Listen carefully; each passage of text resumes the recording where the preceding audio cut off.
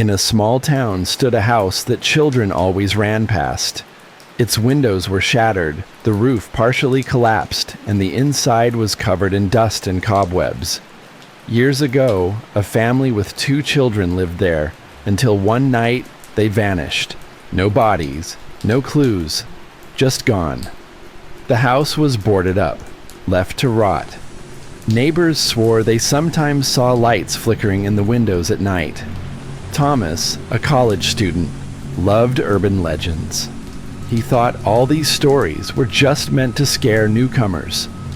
One evening, as he sat scrolling through his phone, a call came in from an unknown number. His blood ran cold. The screen displayed an address, that house's address. Thinking it was a prank, Thomas answered. For a few seconds, there was silence. Then came the sound of a child's laugh. Soft, strained, wrong. Immediately after, a whisper. "Why did you come?" Thomas froze. Nobody knew he had been thinking of checking out the house that very day. So how could they know? Panicking, he hung up and tried to brush it off. But later that night, the phone rang again. Same number. He turned it face down, silenced it, and finally fell asleep at dawn. The next day, Thomas didn't show up for class. His phone was found on the front steps of the abandoned house. The screen was cracked, but the last notification remained. "We were waiting for you." Thomas himself was never seen again. In a small Midwestern town stood an old high school, built back in the 1960s. By evening, the hallways would empty out, though sometimes students stayed late for basketball practice or after-school activities. It was during those late hours that strange things began to happen, things few dared to speak of. One evening, the basketball team finished practice later than usual. The players quickly left, leaving only one student behind, Eric. He was gathering his uniform and basketball when he noticed the overhead lights flickering at the far end of the gym. At first, he thought it was just the old bulbs, but then came a low thump, like a ball bouncing. Eric froze. Across the gym floor, a basketball rolled slowly toward the wall, but he knew every ball had already been locked up in the storage room. He frowned, walked over, and kicked it back toward the center. The moment his foot touched the floor, the light above him flared brighter, and out of the corner of his eye, he saw it.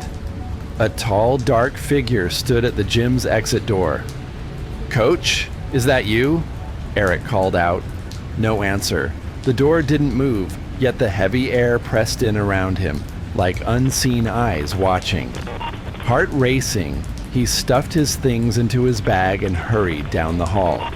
The fluorescent lights hummed overhead, buzzing as they dimmed and flickered. The school was too quiet. Every sound magnified, the squeak of his sneakers, the thud of his heartbeat. Then he realized something terrifying. Someone was walking behind him. The footsteps matched his own, perfectly in sync. He spun around. Nothing. Just a long, empty corridor stretching into the shadows. Eric quickened his pace. The glass doors leading outside were only a few steps away, but as he reached for the handle, he caught his reflection in the glass, his own pale face staring back. And behind him, closer than ever, was a figure. A tall, faceless shadow. Solid black, without edges, as though it was carved out of the darkness itself. Eric yanked the door open and bolted outside, running as fast as he could until the school disappeared from sight. Later, he learned he wasn't the only one. Students, teachers, even janitors had whispered about the shadow in the gym. Some claimed to hear a ball bouncing late at night, or to see a silhouette lingering near the exit doors. But no one ever stayed long enough to find out what it really was. In a small college town stood a dormitory with a reputation for being cursed. The building dated back to the early 1900s and had seen its share of tragedies, fires, shutdowns, endless renovations. But what made it infamous was a particular room on the top floor. Upperclassmen would tell the story to freshmen as a joke, a way to scare the newcomers. But those who had lived there longer swore it was no joke at all. A student named Michael was assigned that very room. He laughed at the warnings and ghost stories. Skeptical and confident, he moved in without hesitation. But his very first night proved that the rumors carried weight. The room felt colder than the others, even with the heat running. The air inside was damp, heavy, almost suffocating.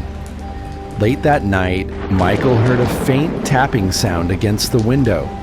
Thinking it was branches or wind, he pulled the curtain back, only to find a foggy handprint smeared across the glass.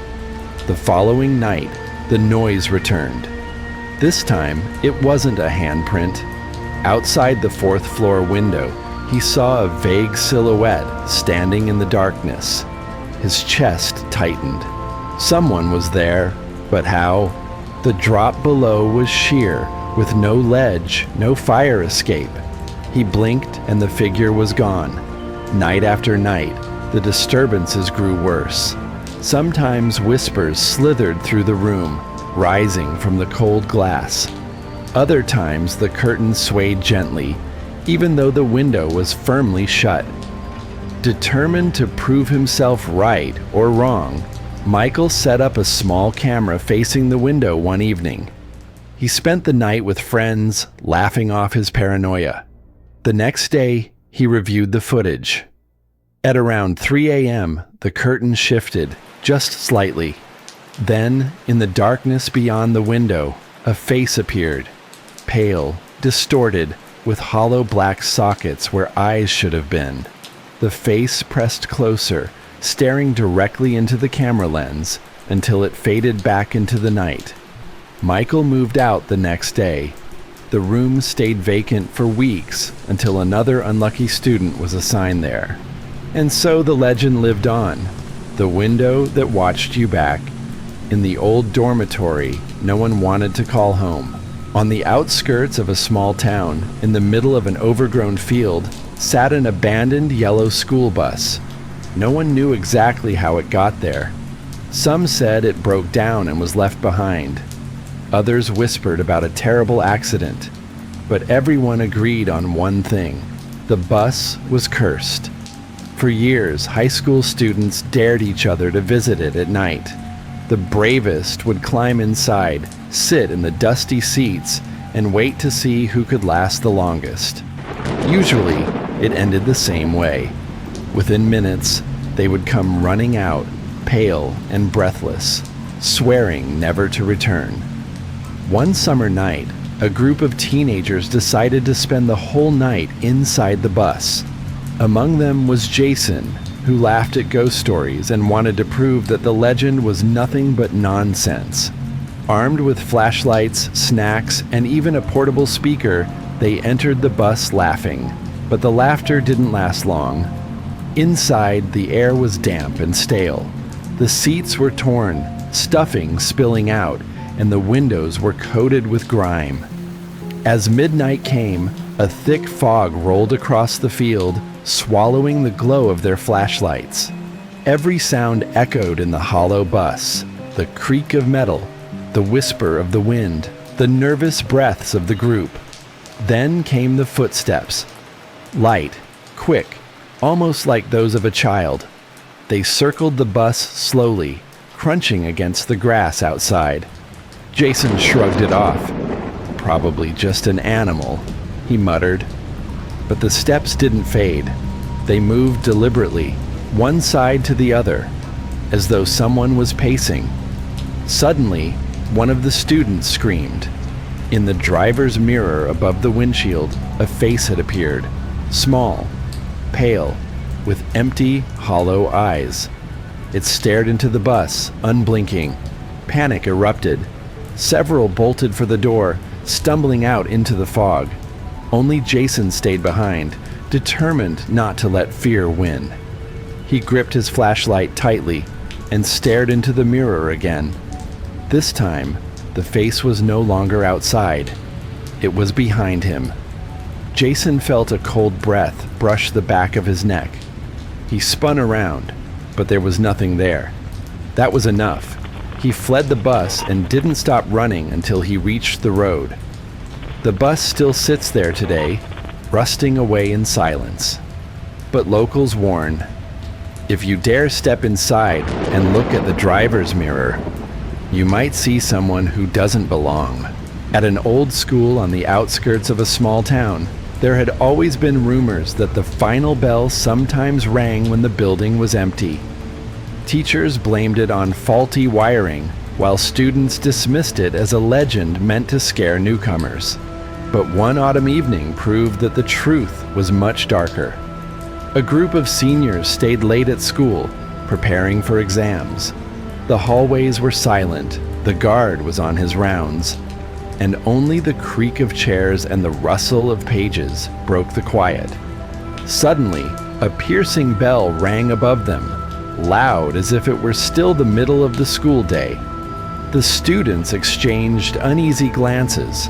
There were no more classes scheduled, and in an empty building, the sound felt chillingly out of place. Deciding to investigate, they walked down the corridor toward the main entrance. But the further they went, the stranger things became. The lights began to flicker, and shadows appeared on the walls, even though no one was nearby. Then, with a deafening slam, the door of one classroom shut by itself. Summoning his courage, one boy pushed the door open and peeked inside. The classroom was filled with dusty desks, as if it hadn't been used in decades. On the chalkboard, fresh words were written, "They never left." The handwriting was childlike, and the chalk was still fresh.